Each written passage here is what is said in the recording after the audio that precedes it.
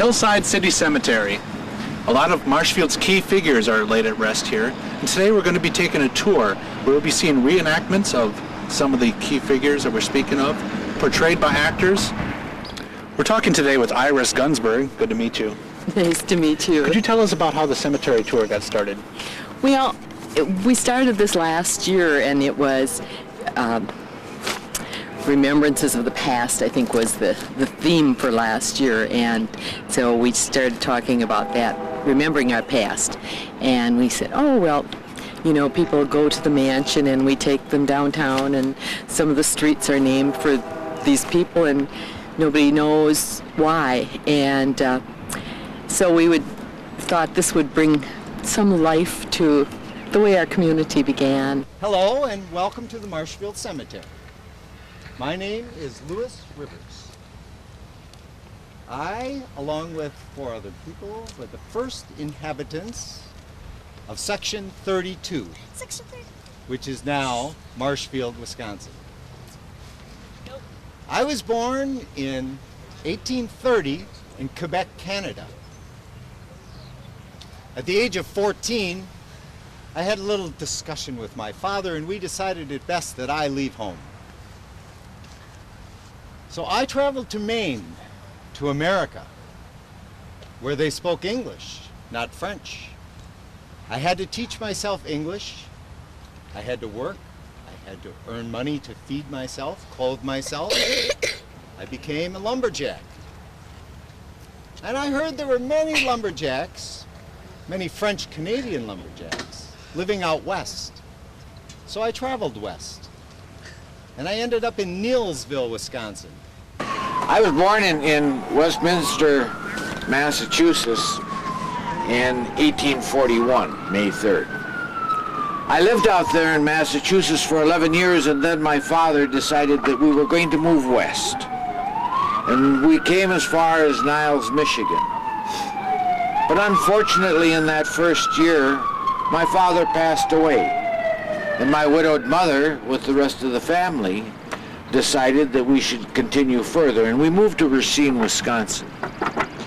We lived in Racine, Wisconsin until 1861. And at that time, I was bit by the bug of patriotism. A war was going on, and I decided to enlist in the Army, and yes. Can you tell me what war? No.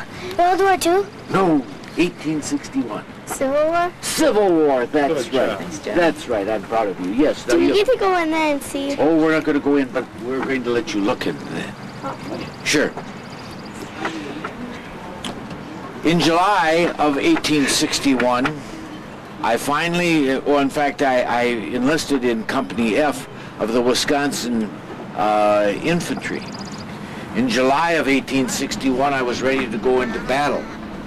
And the first battle that I was in the Battle of Bull Run. Unfortunately, I was struck by a Confederate bullet in the lungs, and I was left in the field because the Union troops, or the Northern troops, thought that I was dead. The Confederate Army came along and they picked me up and they took me back to their ranks and they nursed me back to health. I was in a prison called Libby, Libbey, and in the books of history, it is reported that the Libby prison was well overcrowded, and it was a very bad place to be. I was very fortunate because I only stayed there 6 months, and the Southern Army decided to release me or parole me, and I was able to come back north. Yes. What was it like at the Libby prison? Well, first of all, it was overcrowded. And secondly, there wasn't enough food, and many of my friends that were able or died because of starvation. I was very fortunate because they really didn't have good medical care either. But I was able to recuperate. They took very good care of me. When I came back north, I made President Lincoln heard of what happened to me, and he invited me to the White House. What's the White House? Where the president was. That's right, where the president lives. Sometimes we say White House, sometimes we say Capitol. but I'm willing to say the White House. And the President, Lincoln, and myself became very, very good friends. In fact, Abraham Lincoln, President Lincoln, finally gave me an appointment to West Point, and I was the first private ever to become a candidate to West Point. Mary Kelly Upham. I was born in Cleveland, Ohio in 1843. I was known as an intelligent and spirited woman with great natural ability. I was well educated and had an avid desire to read. Within me was a great patriotic and benevolent spirit. I worked very hard to civilize this rough pioneer town of Marshfield and the lumber camps that were spread in the region around Marshfield. I was very involved with the Women's Christian Temperance Union and spent much of my time in the winter visiting the lumber camps, distributing Bibles and literature to the lumberjacks. Yes? Aren't you hot in that dress? No. No. I loved young people and devoted much of my time to providing them with healthy, clean enjoyment and associations. I organized the Band of Hope, which was an organization for young men, providing them with entertainment, education, and wholesome associations that were a refining influence on those pioneer boys. We met in a room above my husband's office.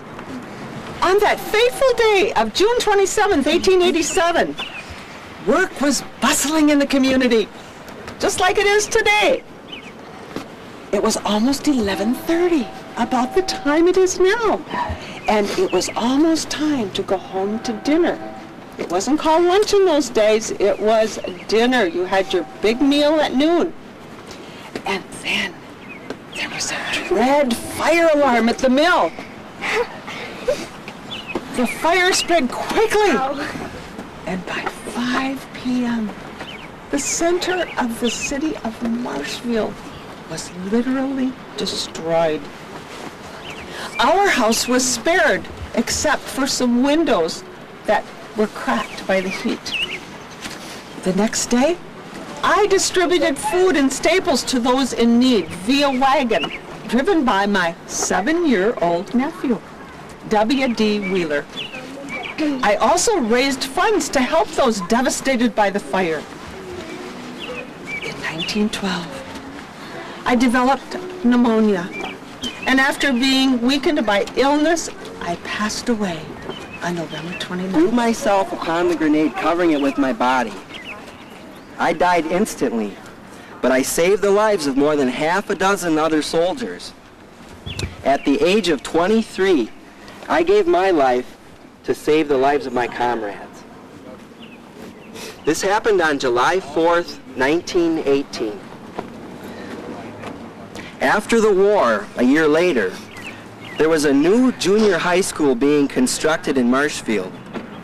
The board had named the school Garfield School, and later they changed it to Franklin School. Many people in the community resented this name. They thought that the school should be named after me, Marshfield's World War I hero. By a unanimous vote, the board decided to name the school Willard D. Purdy Junior High School. Private citizens donated a plaque that's placed in the entrance of the building. On it, it began, "This school is dedicated to the memory of Sergeant Willard D. Purdy, Company A of the 127th Infantry." Could you tell us who you are? I'm Anna Lathrop. I was born October 23rd, 1853, daughter of Michael and Annette Gleason Jackson. I attended schools in Ohio, and it is at college, at Oberlin College, that I met my husband, Henry Allison Lathrop. He wanted to become a medical doctor, and he went to Rush Medical College in Chicago, Illinois.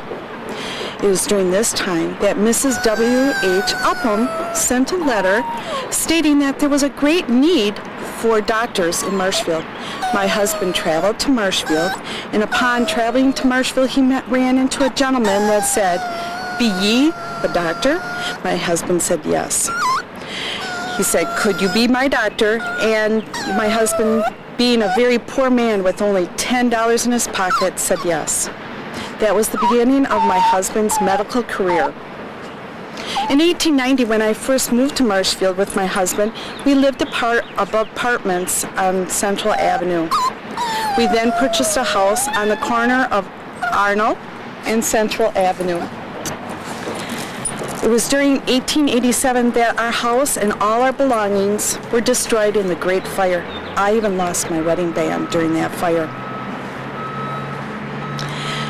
During my life in Marshfield, I had the distinguished honor of being the first woman alderman. I was elected in 1923 and then served in 1924, 26, and 1927.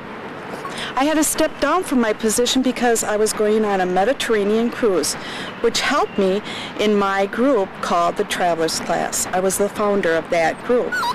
During that time, we would give oral presentations of places we visited throughout the world. We didn't have the internet or televisions during that time, and that was our way of expanding our horizons. I was also very involved in the Humane Society. I was president of this group in Wisconsin. I dreaded the thought of the livestock and how they were treated in Wisconsin, and took great efforts in changing the conditions that animals were treated. You might be asking who this little guy is. This is Hack. I love my pets. Hack followed me everywhere I went. It was noted that he also went to church with me. You might be wondering why we have the American flag. I was also a member of the Daughters of American Revolution. In order to become a member of this group, you must have had a direct descendant of the colonies. I served as regent in 1927. I love living in Marshfield and took great joy in living here and being an active member of the community. Thank you for joining me. You are a doctor in Marshfield? I was, yes. Way back and came here in 1883. And you started your practice in Marshfield My practice because? Was a country doctor, went to all the homes, had a pharmacy in downtown Marshfield, yes, until 1912.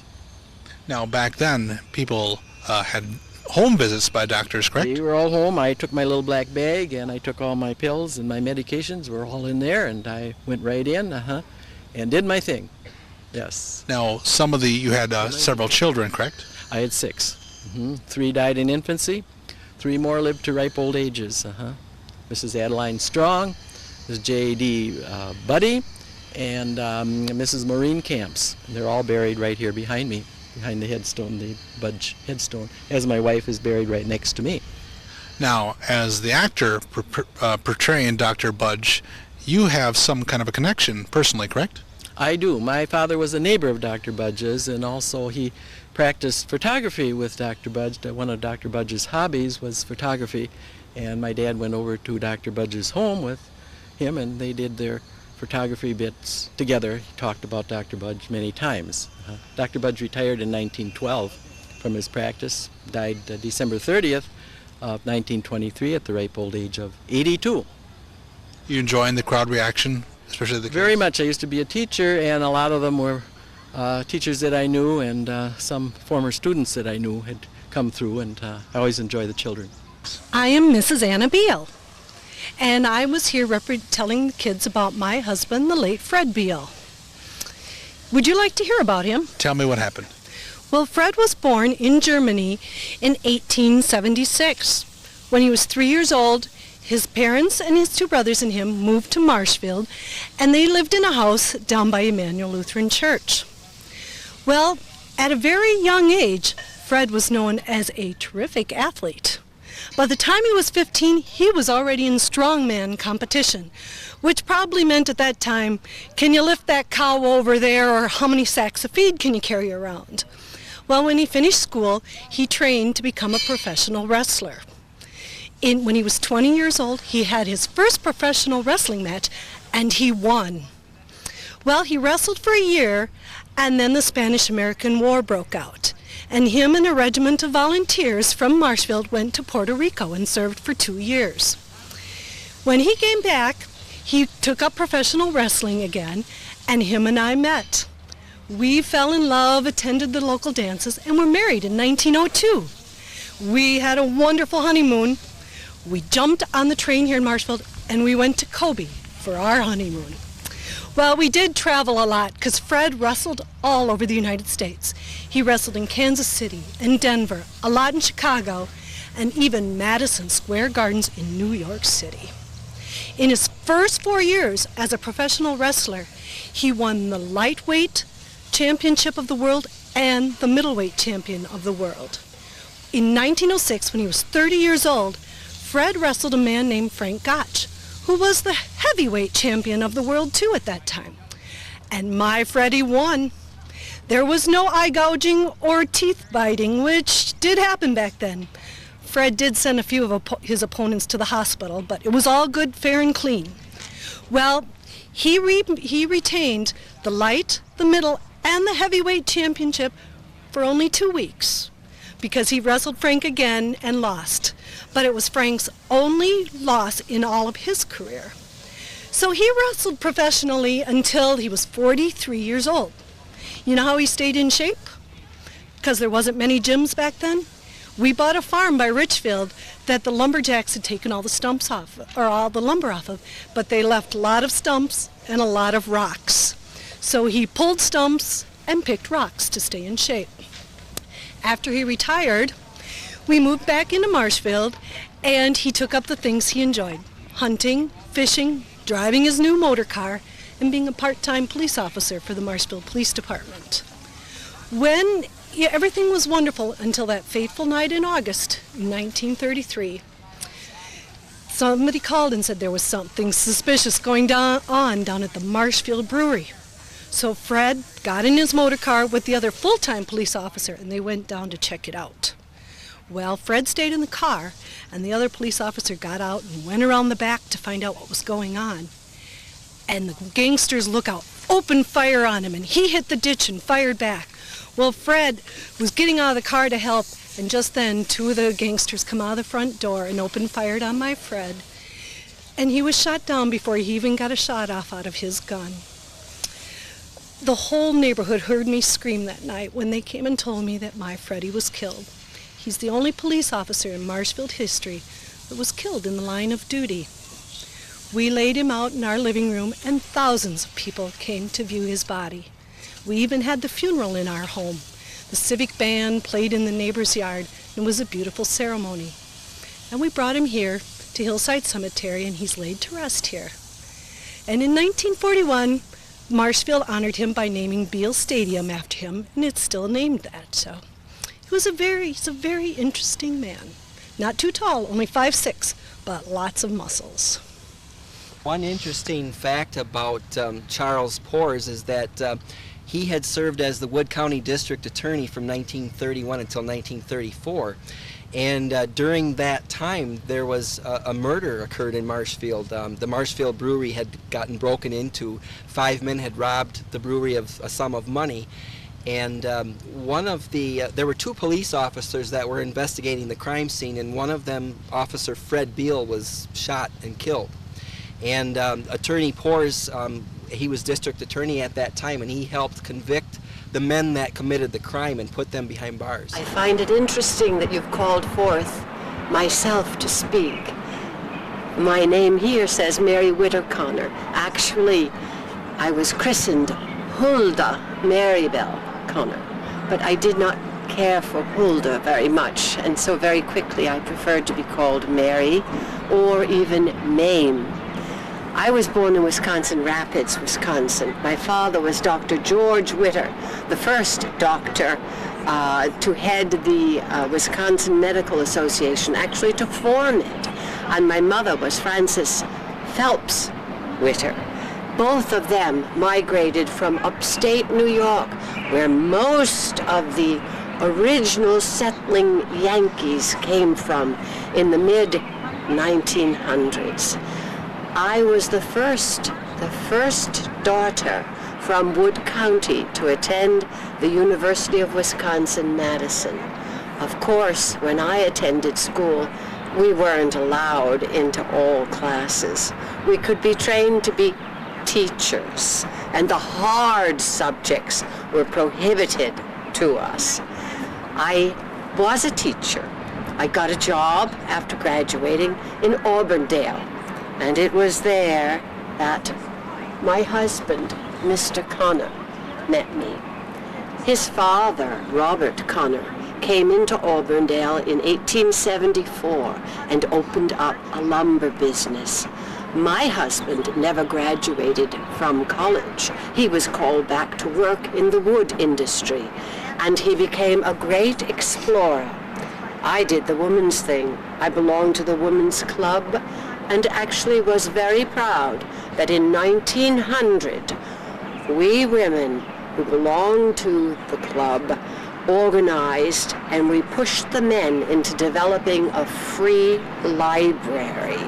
Of course, the wealthier citizens in town, we all had books of our own, but there was no library until we women said, we have to have it so that all children can read, so that all citizens, we said it would be leavening for the whole lump. Not a very elegant phrase, but there you have it. And after we succeeded in doing that, we developed a motto for our club. We said, they can who think they can. We women were on the march in my lifetime. I also headed the suffragette movement in the city of Marshfield. The mausoleum was built in 1913 when my first son, my beloved Donald, was killed. He was a whippersnapper of a boy. He had so much energy, and he should never have had the powerful car my husband gave him. Well, my husband didn't drive, and Donald was his chauffeur, but he had just left WD in Milwaukee to do business and was out on his own when he curved one of these dirt roads that wasn't banked for a powerful car, and he hit a tree, and the car went up in the air, and it rolled over, and Donald, at the age of 24, died. So my husband built the mausoleum. Donald is there. My daughter Marion came next, died in 33. I died in 35, and 10 years later, W.D. Connor joined me. Thank you. Well, hello. Hello. My name is Barbara Habig. You've caught us on quite a special day today. My husband, John Habig, he's the blacksmith in town. He's also in the community band. And do you know what's happening in 2 days? Marshfield is having its first ever 4th of July parade. But you know what? We had one problem. We didn't have a flag for that 4th of July parade. So my husband, John, asked my daughter Mary and I to make the flag. First, we went to Sharon Frederick's store on Central Avenue. It's on the corner of Central Avenue and Depot Street, and we got the fabric to make the flag. Then we asked the tinsmith in town, Mr. Krister, to make a pattern for the stars. But we better get busy. We have 38 stars to sew on the flag. You know, I love celebrating Independence Day here in America. I came here from Germany when I was only 18 years old, in the year 1865. I came across the Atlantic Ocean on a sailboat with my family. And do you know how long it took us to get here? It took us nearly 4 months. I was only 18, and I kept asking my parents, are we there yet? Well, we're here now in July of 1879, making the flag for the very first 4th of July parade. Yes, as my mother said, we are very busy today. Oh, by the way, my name is Mary Habig. See, she is right when she said my father asked us to make this flag. And I am 12 only, and I get to sew on 38 stars. Wow, we have a lot to do. Well, I expect the band will use this flag for many years to come. Wow, 38 stars. We better get busy, Mother. Sure, let's first give these children some cookies, Mary. Yes. Would you like some cookies? Yeah. There you go.